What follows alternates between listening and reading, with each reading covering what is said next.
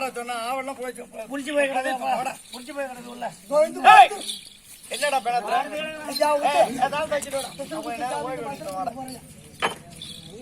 என்னடா பெணாத்துறீங்க ரெண்டு பேரும்? உயிரை கொடுத்த சாமிக்கு மசூர் கொடுக்க போறோம். உயிரை கொடுத்த சாமிக்கு மசூர் கொடுக்க போறோம். உயிரை கொடுத்த சாமிக்கு மசூர் கொடுக்க போறோம். இந்த உயிரை கண்டுபிடிச்சவன் யாரு? தெரியாத இந்த கட்டைக்கு மட்டும் 1000 கண்டுபிடிச்சு வச்சிருக்கான். 60 வயசு 100 வயசு 70 வயசு 80 வயசு. ஆமா, காத்து எத்தனாவது ஜென்மத்தினு எந்த பழையகாவும் தெரியுமா? தெரியாத இல்லாத உயிருக்கும் இருப்பிடம் இல்லாத நாங்க பிறந்து அப்படி உங்க பெணாத்தன இருக்கட்டும்டா. இருப்பிடம் இல்லாத பொருளுக்கும் இவனை எவன் வைக்கலாம் எவனை எவன் தேக்கலாம். ஏன்டா அப்படி அலையறீங்க? மொட்டை அடிக்க போறீங்களா? உயிரை கொடுத்த சாமிக்கு உயிரியே கொடுக்கணும். அப்படிதானே உயிர் கொடுத்துறோம். உயிர் வருமா? மொட்டை அடிச்சா முளைக்கு வந்துடும். முளைக்குன்றதுனாலதான் மொட்டையா அடிக்கிறீங்க. இல்லன்னா அது கூட அடிக்க மாட்டீங்க. இப்ப உப்பு சொல்றாங்க. ஆமா, கெட்டா பண்ணி கோழின்றாங்க.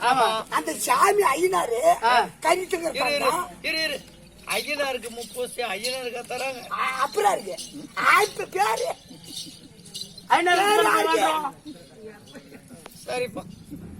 சரி சரி, கறித்துக்கிற மாதிரி இருந்தா எவ்வளவு கடை வெட்டுவோம். போடக்கூடிய படையலை இந்த முருகனும் அந்த ஐயன் வள்ளி தெய்வான இருவரும் இடும்பம் கடமெல்லாம் கை வச்சு ஆடுற மாதிரி இருந்தா ஒரு பையன் அண்டா வச்சு சோறாக்கி அன்னதானம் போட மாட்டான்றியா? கடை வெட்டி ஆகணும் சாமி அள்ளி தங்குற மாதிரி ஒருத்தர் பாத்தியா கிட்ட 40 கிலோ அரிசி அல்ல அண்ணா அன்னதானம் பண்ணாங்க. அந்த சாமி சாப்பிட சாப்பாடு. பொருள் உதவியிலே தானம் மட்டும்தான் சிறந்த தானம். அன்னதானம் எந்த தானத்துல சிறந்தது கிடையாது. இப்ப நமக்கு 25,000 கொடுத்தாங்க 25,000 கொடுத்தாங்கன்னு வச்சுக்கோ.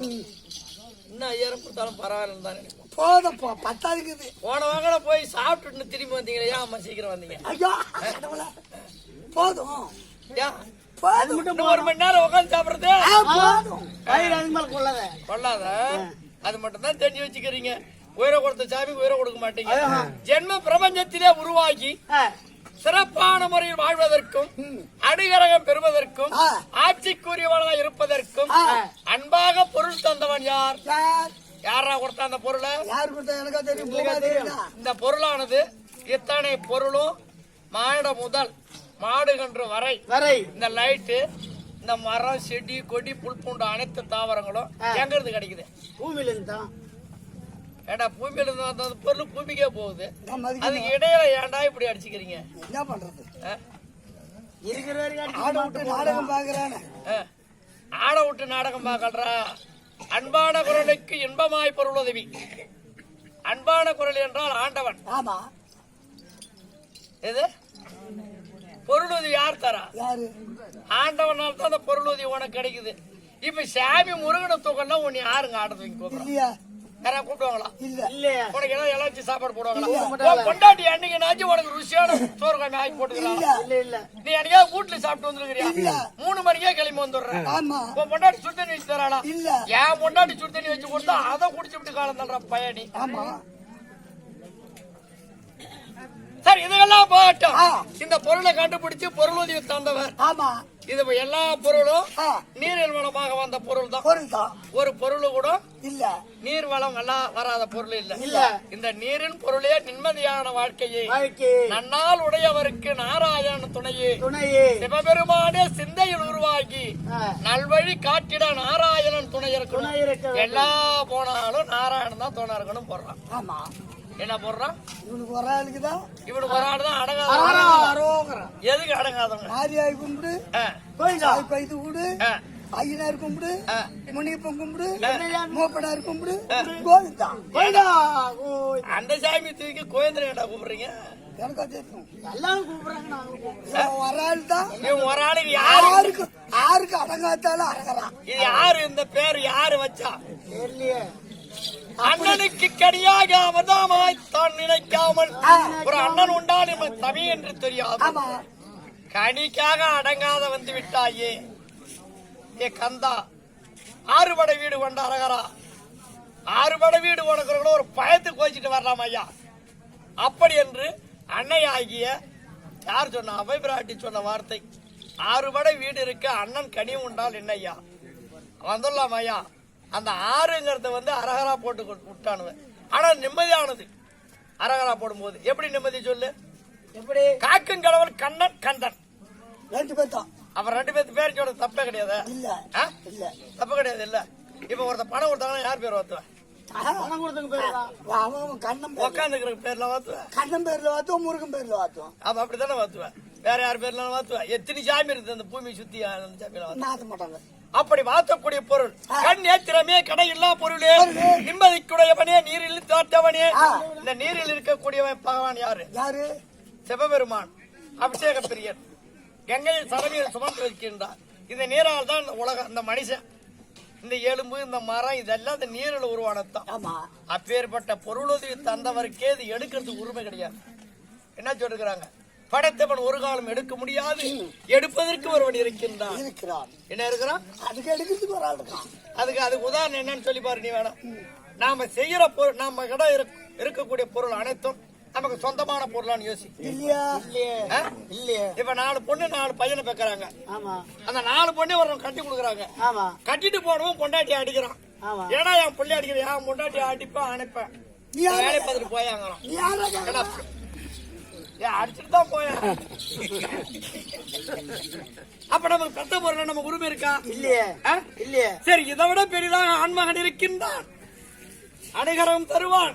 கடைசி வரைக்கும் நம்ம பாதுகாப்பா நினைச்சுக்கிறான். ஆம்பளை பிள்ளை பெத்துவான். ஆம்பளை பிள்ளை இருக்குதுன்னு அந்த ஆம்பளை பிள்ளை உனக்கு வேக சோறு போடுதா?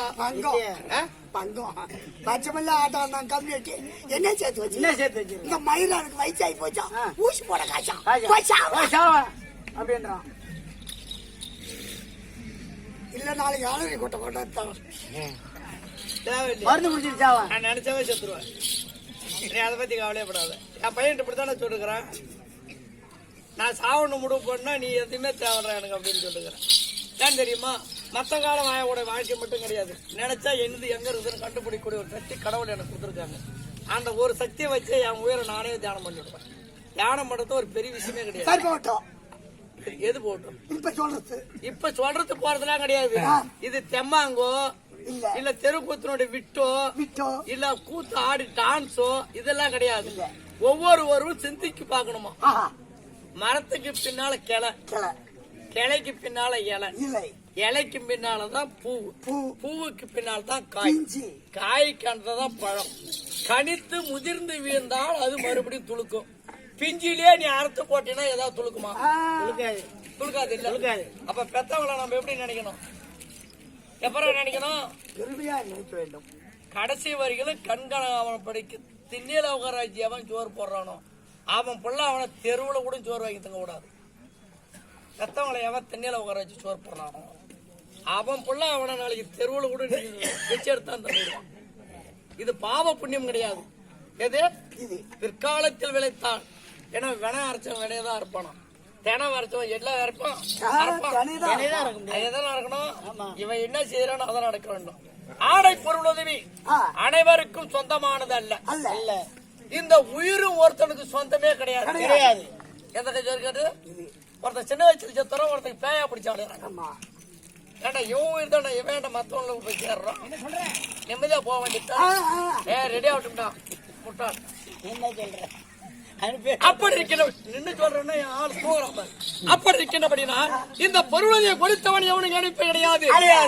உருவத்தை கொடுத்து உடனே உதிரத்தை கொடுத்து உதரன் மூலமாக ஒரு குழந்தையை பிறந்தெடுத்து பெற்ற பிள்ளைக்கு எவ்விதமான நோய் நொடி வராமல் படிக்கு சீரும் சிறப்போடும் பாதுகாத்து கல்வி போதங்களை பெயர்ந்து நல்ல ஒரு ஆடவருக்கு நல்ல ஒரு பெண்களை திருமணம் செய்து பேரப்பிள்ளையை பகிர்ந்தெடுத்து பேரப்பிள்ளை தூக்கி வளர்த்து ஆளாக்குற வரைக்கும் இருக்கக்கூடிய ஒரு உறவினர். ஆனா அவன் சாவோட அம்போடு விட்டுட்டு போடுறான். கண்டிப்பா. எப்படி விட்டு போறான்? அம்போடு. அப்ப மாத்திரம் எதுக்குடா இவன் கேக்குறான்? என்னத்துக்குடா புள்ள? அப்படி சோறு போடாத புள்ள இருந்தா என்ன தானா போய் மடிச்சுட்டு ஊர்ல சொல்லுவாங்கல்ல. என்ன சொல்லுவாங்க ஊர்ல?